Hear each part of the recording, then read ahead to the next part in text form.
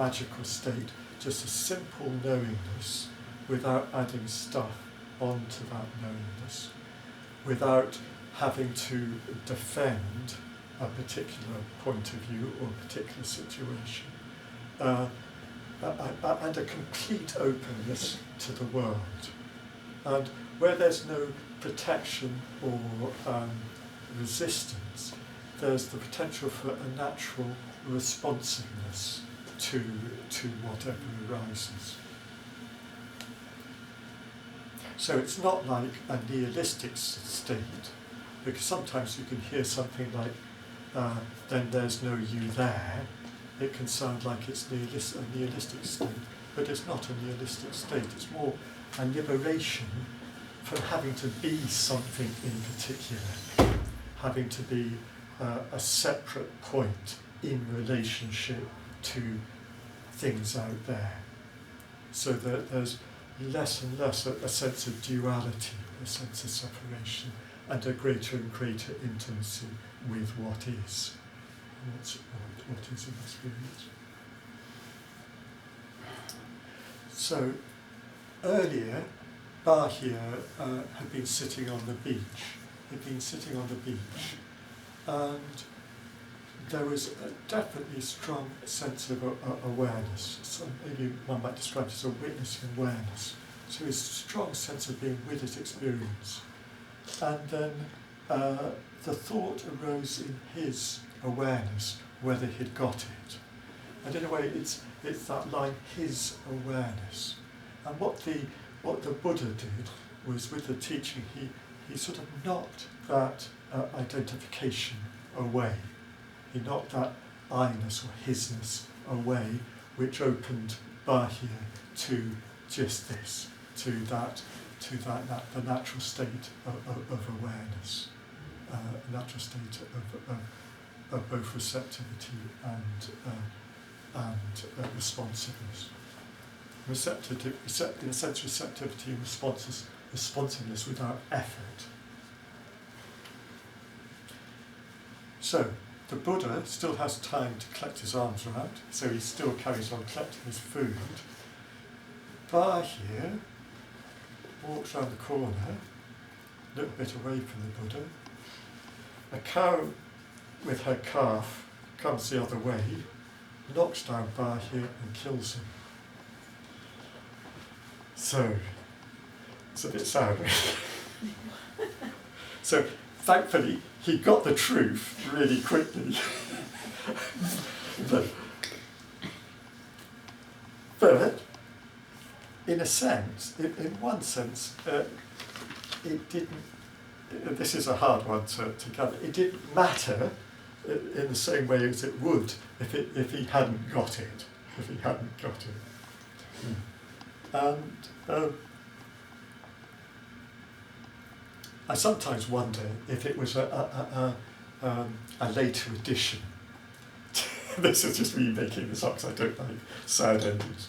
That somebody monastic years later didn't like the idea of Bahiya getting the point, so quickly somebody killed him off like in some soap opera.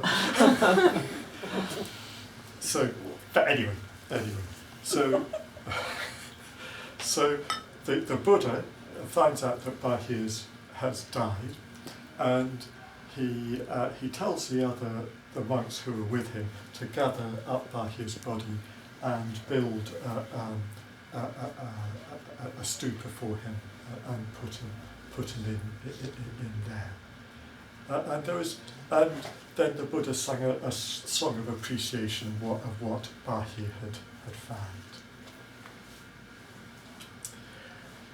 Whew. I think that's just about it. I'll sum up.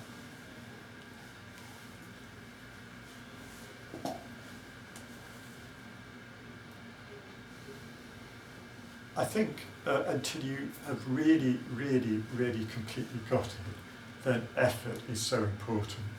And so much of it is the effort of turning up, the willingness to I don't mean to a class particularly, though that might be a good thing, but to turn up in terms of being available to situations. So if something feels uncomfortable inside yourself, in an emotional state or even a physical pain, that you're willing to experience it, that you're willing to be there, making the effort to be there with what's actually happening around you, and making the effort to recognise when the stories arise about what you want the world to be.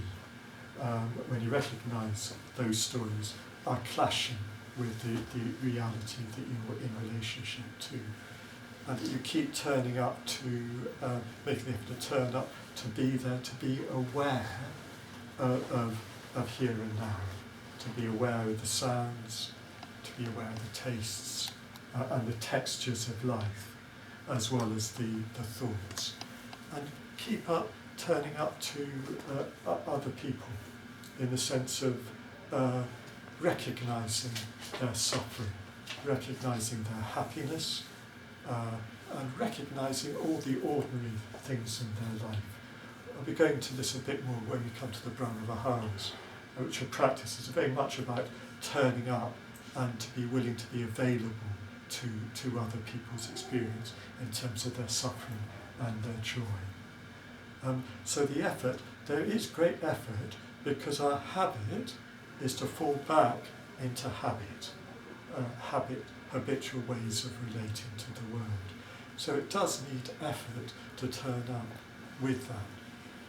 But having turned up, then sometimes it's better just to relax back into awareness and trust that you'll be able to respond. And it may be, if you're just sitting, that you just respond by remaining open and available. It may be in life that you trust that you'll find the right words in relationship to somebody who might be suffering that you know, or you find that the right response to somebody else's joy. So both are important, and sometimes we forget that one.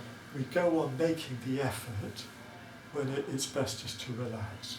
We get overwrought or overtight, and then sometimes we forget it's just better to relax back and trust that we will respond appropriately. There. And how long was that?